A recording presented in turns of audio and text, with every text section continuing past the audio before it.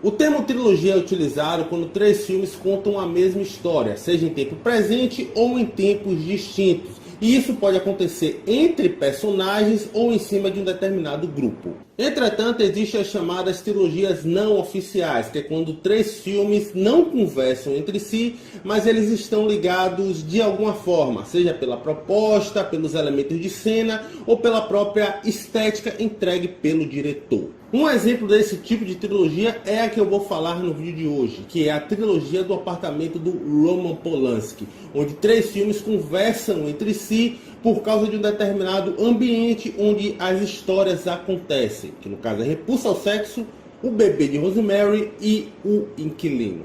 São três filmes excelentes que formam essa trilogia não oficial, e quando vocês assistem aos três, você percebe que sempre existe um personagem a mais, que é o próprio apartamento, que faz com que eles criem uma ponte entre eles. Meu nome é Wilton Novaes, sejam bem-vindos ao meu videocast, e se você gosta desse tipo de conteúdo, já deixa a curtida e se inscreva no canal para não perder os próximos conteúdos.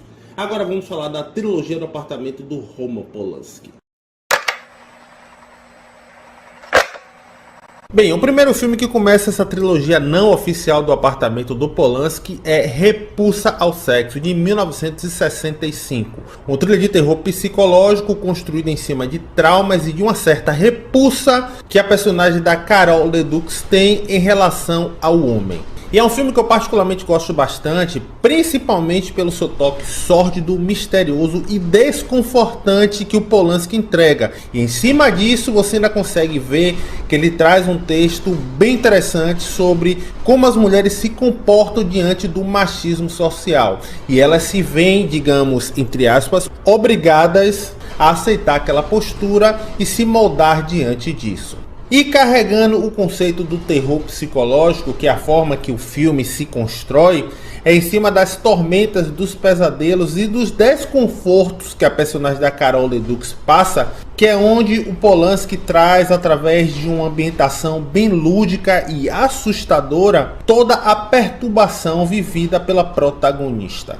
É um filme no qual a estranheza lúdica, assustadora e evasiva, se tratando em cima da repulsa que ela tem ao sexo diante dos homens, que faz com que ele se torne ainda maior do que o que é apresentado ali como um, entre aspas, simples filme de terror.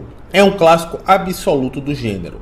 Já em 1968, 3 anos depois, temos um dos melhores filmes de terror da história do cinema, eleitos por muitos fãs do gênero, O Bebê de Rosemary. Uma história no qual o terror é mostrado aqui de uma maneira mais subjetiva, envolvendo uma mulher grávida e todos os seus tormentos e dificuldades que ela está passando diante da própria gravidez. E o que destaca esse filme de muitos outros é a forma que o diretor entrega a sua narrativa sugestiva, mostrando como a personagem da Rosemary Waldhausen enfrenta todo aquele terror que é construído à base de alucinações, pesadelos e muitas insinuações sexuais. Inclusive o próprio sexo é um tema bem presente nas obras do Polanski, principalmente nessa trilogia do apartamento que eu estou comentando aqui para vocês. E além disso, existe um texto forte também que está ali nas entrelinhas, mostrando a obrigação que a mulher tem de ser uma procriadora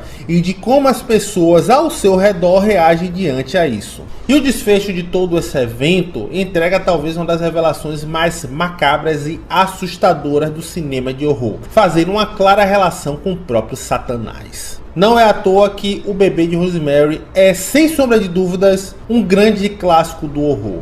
E finalizando a trilogia do apartamento, vamos para 1976 com o filme O Inquilino, que se trata de uma adaptação homônima do livro do autor Roland Tupper.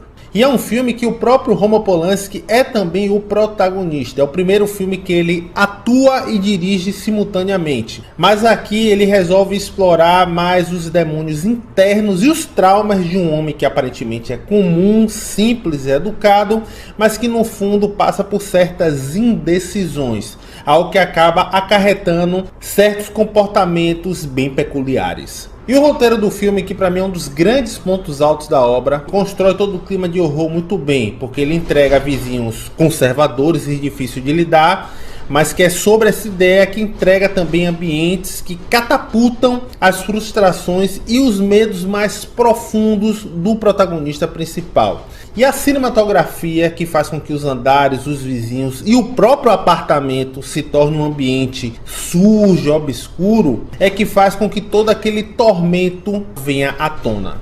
E o desfecho, para mim, que é um dos melhores dessa trilogia, reproduz muito bem toda a angústia que o protagonista está vivendo. Inclusive é possível até fazer um estudo de caso sobre a não aceitação e o reflexo em não aceitar a pessoa, digamos, diferente que você é. É um filme que eu acho até um tanto subestimado, mas também é um baita trabalho do Roman Polanski que merece ser assistido várias e várias vezes.